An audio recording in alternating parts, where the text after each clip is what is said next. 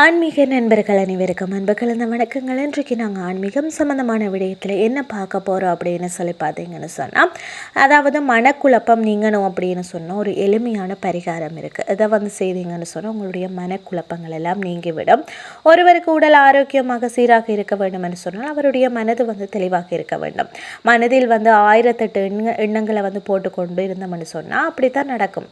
அப்படி நடக்கணும் என்று குழம்பிக்கொண்டே இருந்தால் அதனால் மனக்குழப்பம் மட்டுமே மிஞ்சி தவிர வேறு எதுவுமே நமக்கு ஏற்படாது.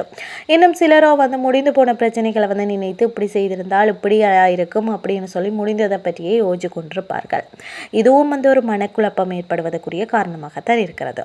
எது நடந்தாலும் அது நன்மைக்காகவே நடந்தது, இனிமேல் நடக்க போகிறதும் நன்மைக்காகவே நடக்கும் அப்படின்னு சொல்லி ஒரு தெளிவான மனநிலையை நீங்கள் பெறணும் அப்படின்னு சொன்னால் அதற்கு தெய்வ நம்பிக்கை என்பது பெரிதும் அப்படின்னு சொல்லி துணை புரிகிறது.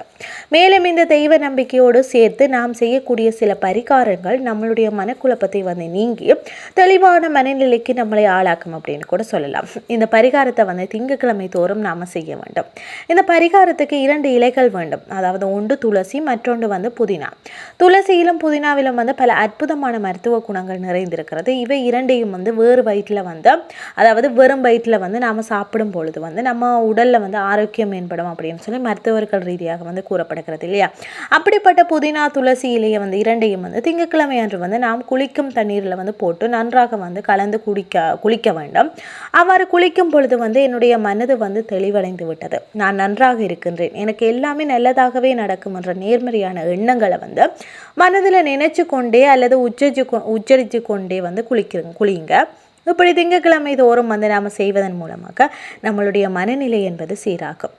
திங்கட்கிழமை என்பது சோமவாரம், அதாவது சந்திரனுக்குரிய நாளாகவும் கருதப்படுகிறது. சந்திரன் என்பவர் மனோகர பவனாக கருதப்படுகிறவர். நம்மளுடைய மனநிலை ஏற்படக்கூடிய பிரச்சனைகள் அனைத்தையும் சந்திர பகவானே காரணமாக திகழ்வதால் அவருக்குரிய தினத்தில் நாம் இந்த பரிகாரத்தை செய்யும் பொழுது நம்மளுடைய மனநிலை நல்ல மாற்றம் ஏற்படும், மனதும் தெளிவாக காணப்படும். இதனால் உடல் ஆரோக்கியமும் நமக்கு நல்லதாக காணப்படும். அதனால் இந்த மனக்குழப்பங்கள் நீங்கள் இந்த எளிமையான பரிகாரத்தை நீங்கள் செய்வீங்க அப்படின்னு சொல்லி நான் நம்புகிறேன்.